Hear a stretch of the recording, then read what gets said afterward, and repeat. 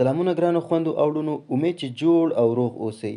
نن ما ستاسې لپاره 50 ډېر مهم لغاتونه چې په ورځني ژوند کې ډېر استعمالیږي سره د جملو آماده کړي. امید چې زده کړئ او ګټه ترې واخلئ. که چیرې د انګلیش بای پشتو چاینل کې تر اوسه نه یاست راسره عمل، چاینل در سره سبسکرایب کړئ. په دې چاینل کې موږ ګرامر، پرونانسیشن، لیسننګ، ریډنګ، ورډز، فریزز، سنټنسز او داسې نور درسونه د انګلیسي اړوند نشروو. ښه نو وخت مو ډېر نه نیسم، راځو د درس پر لوري.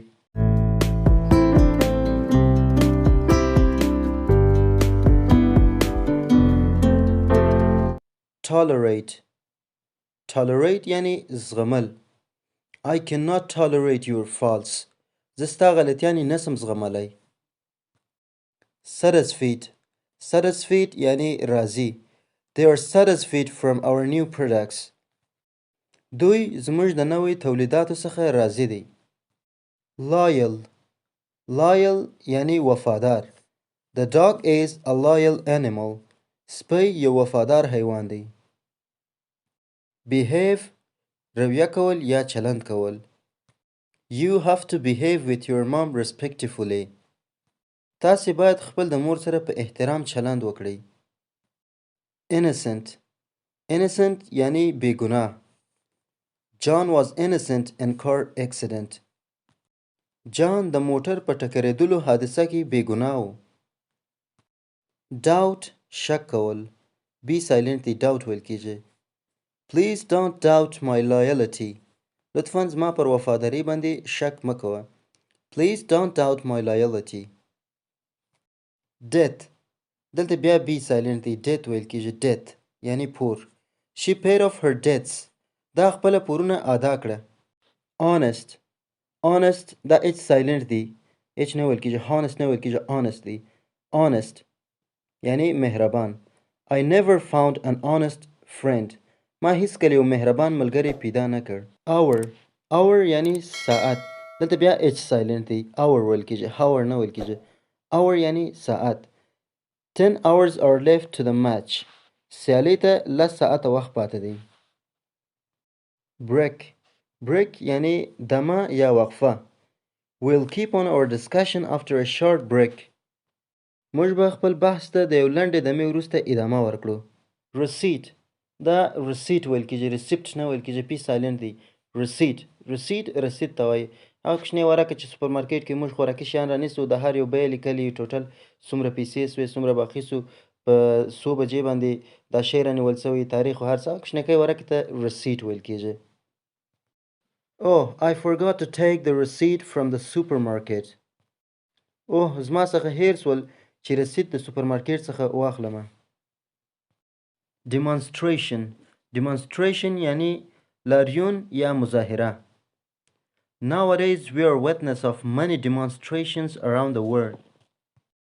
نن سبا موږ د ډیر لاریونونو شاهدان یو د نړۍ په سطحه. destiny یعنی تقدیر یا سرنوشت. We are unable to change our destiny. موږ خپل تقدیر ته تغییر نشو ورکولای. mind یعنی خفه کېدل یا خوا بدول. If you don't mind, I won't come to the party tomorrow. که نه خفه کېږې زه سبا میلمستیا ته نه درځم. neighborhood یعنی سیمه یا علاقه.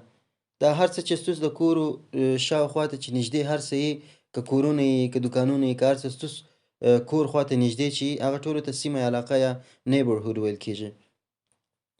Everything is found in our neighborhood such as restaurants, coffee shops and parks.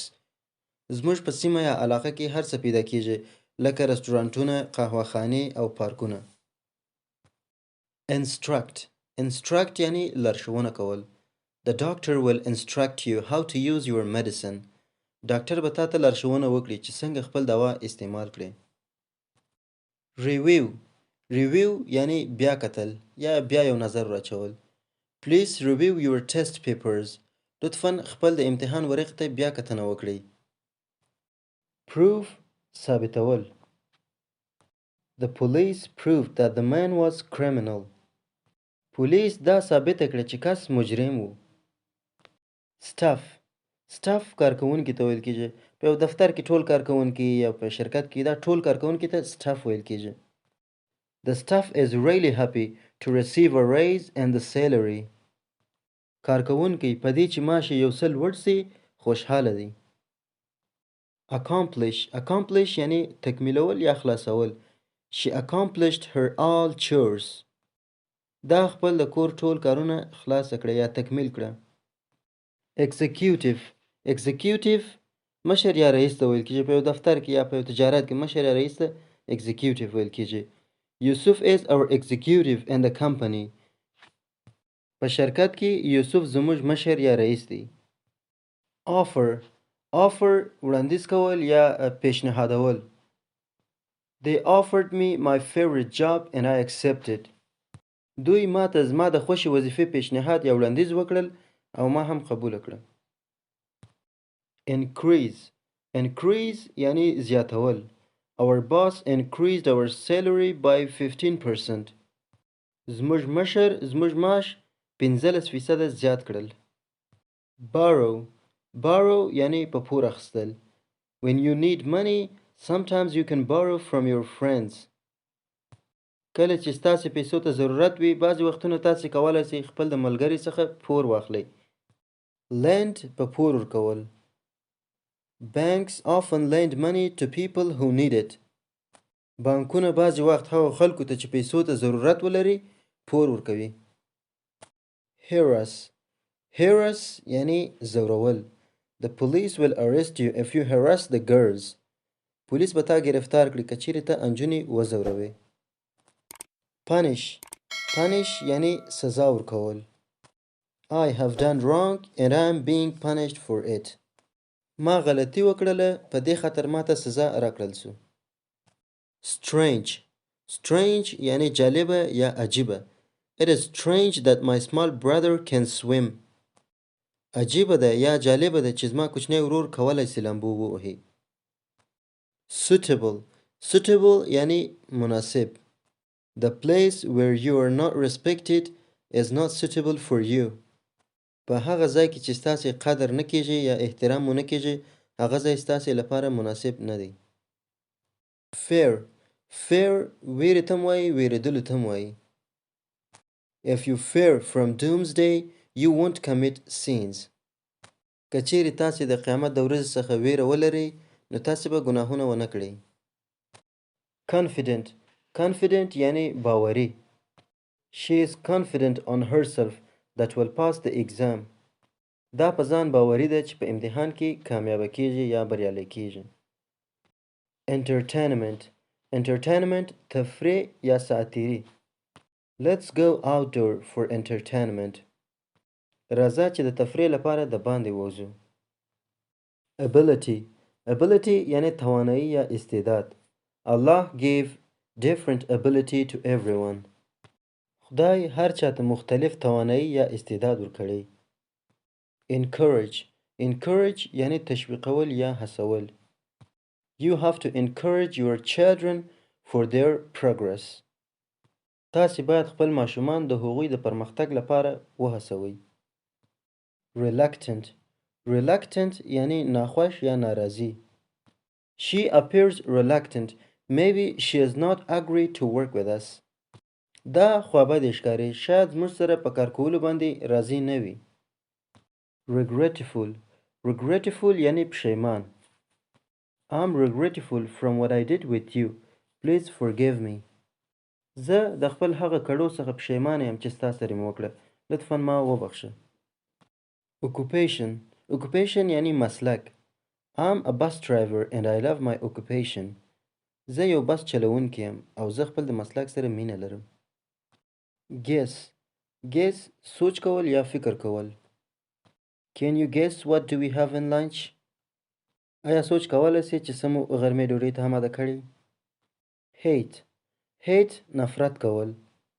I hate to dance in public. زه د خلکو په منځ کې د رقص کولو څخه نفرت لرم. invent یعنی اختراع کول. The scientists invented a new device for humans. ساینسپوهانو یو نوی آله د انسانانو لپاره اختراع کړه. brief یعنی لنډ. Can you give us a brief introduction of yourself? کولای شې موږ ته خپل ځان یو لنډ معرفي کړې؟ Expense یعنی قیمت. We bought a car at high expense. موږ یو موټر په لوړ قیمت باندې رانیولی. Drop څاڅکي ته ویل کیږي. مثلا د باران څاڅکي، د اوبو څاڅکي، دا څاڅکي ته drop ویل کیږي. I love the drops of the rain on the leaves of the tree.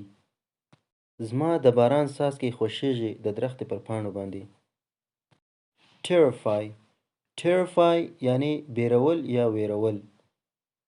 I will terrify you tonight as a ghost. زه به نن شپه د یو پیري په شکل تا وبیروم. Investigate یعنی تحقیقات کول. The police will investigate about the murdered person. پولیس به د وژل شوي کس په باره کې تحقیقات وکړي. Coast د بحر غاړه یا د ساحل غاړه. While I'm walking along the coast, I enjoy hearing the sounds of the waves. هر کله چې زه د ساحل په غاړه باندې قدم وهم، زه د سمندر د څپو د اواز څخه خوند اخلم. Latest یعنی نوی یا جدید. You can find the latest t-shirts in nearby supermarkets. تاسې کولای شئ نوی ټي شرټان یا کمیسان په نږدې سوپرمارکیټ کې پیدا کړئ. Spy جاسوس ته وایي. It's a great idea to have a spy in the enemy's army. دا یو ښه نظر دی چې د دشمن په پوځ کې یا پوځ کې یو جاسوس ولرو. ښه نو دوستانو، د نن درس مو همدومره و. که چیرې کومه پوښتنه لرئ په کومنټ کې راته ولیکئ، حتما یې جواب درکوم. تر نوې درسونو پورې مو په خدای جل جلاله سپارم. ښه وخت، د خدای پامان. Tell me what's wrong and why you never said you felt that way. Guess you're trying to